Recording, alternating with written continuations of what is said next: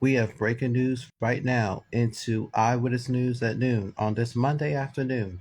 An officer is charged with murder. Now, the Philadelphia District Attorney says the officer who shot a 12-year-old preteen known as Thomas Siderio was unarmed. This is CBS 3 Eyewitness News at noon, now streaming live on CBS News Philly. My name is William. Today is May 2nd, 2022, and thanks for joining us.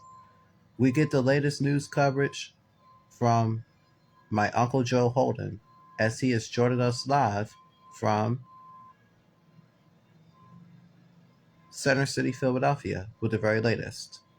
Uncle Joseph?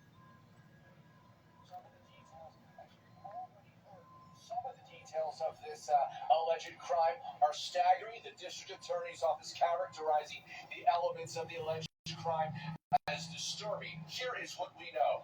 Thomas T.J. Siderio, a 12-year-old boy who had been riding his bike in early March, was said to have been killed by a fatal shot to the back, killing him within 90 seconds of having been struck. The grand jury presentment shows Officer Edsal Mendoza chased Siderio at 17th and Barbara Streets in South Philadelphia. He had fired at least 3 shots, according to the grand jury. The third one was the lethal shot. So how does this all begin? The investigation shows 4 undercover officers were parked in an unmarked car in the area of 18th and Barbara, investigating a teen seen with a firearm on social media. That teen was not TJ Siderio, but another young man whom he was with. Now, the grand jury finds 12-year-old Thomas Siderio first fired. One officer was struck by glass. That prompted 3 of the 4 police officers, who again were undercover, to exit the vehicle and begin tactical maneuvers that have been criticized as departmental policy violations. It concludes that Officer Mendoza, who has since been fired from the force, runs onto the sidewalk. The grand jury shows without slowing or reassessing, finding Siderio unarmed and not fleeing, and fires that shot into Thomas Siderio's back from within 10 feet. Let's go ahead and listen to District Attorney Larry Krasner. The gun was sitting on the street below the curb line, nearly 40 feet away.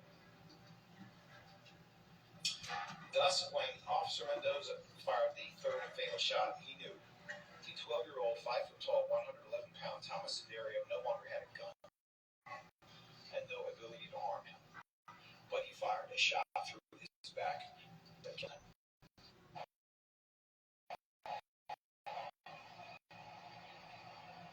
Medical examiner's office finds a matter of concluding this is a case of first-degree murder.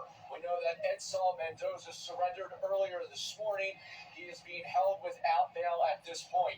The Fraternal Order of Police is out with a statement at this noon hour. I'll quote here in my email. The accused officer, like every other citizen, is entitled to due process, and we are confident that our judicial system will protect this officer's constitutional right to a fair trial. That is the latest on this breaking story. I'm back at 4 with more. For now, live outside the District Attorney's office. This is Joe Holden, CBS 3 Eyewitness. Wow, that's just downright scary. All right, Uncle Joe, thank you for that breaking details about the boy named Thomas Siderio right there.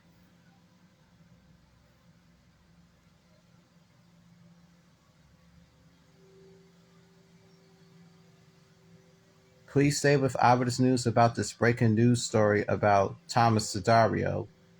Just go to cbsphilly.com or stream it on CBS News Philly when we're not on TV.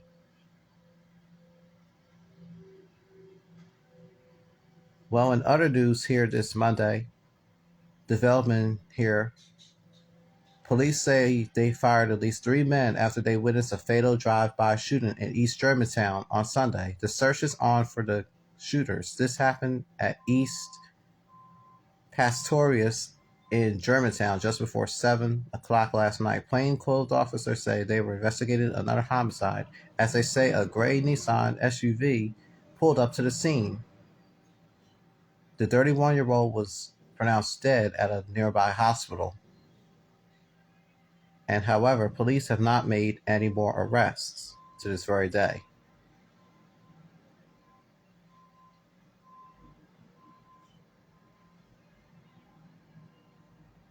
There have been over 20 shell casings in the city of Philadelphia alone.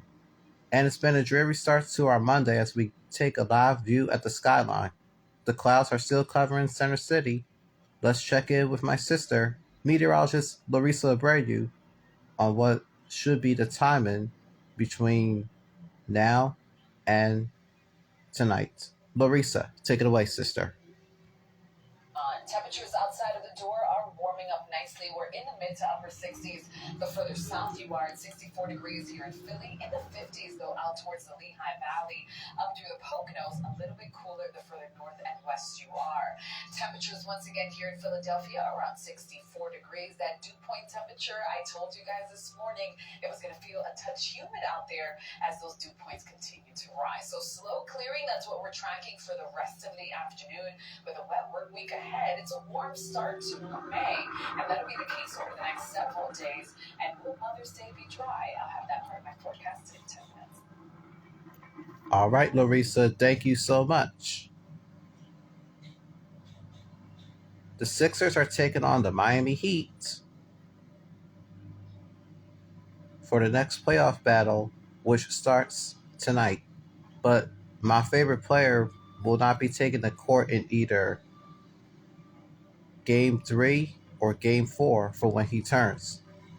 So please pray for my favorite player. He really needs them, y'all.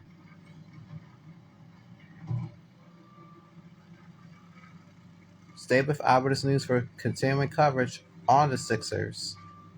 Just go to CBS News Philly and cbsphilly.com.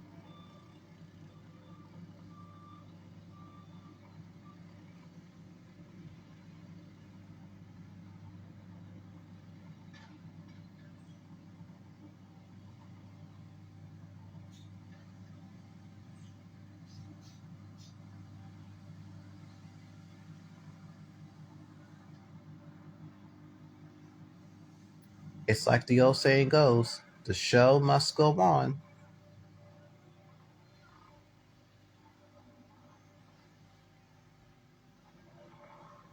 And new here today at 12 o'clock noon, Basketball Hall of Fame and coach Dawn Staley says she will be the commencement speaker at Temple University. The school says she'll receive an honorary degree. She was born and raised in North Philly, where she's known for giving back to the community.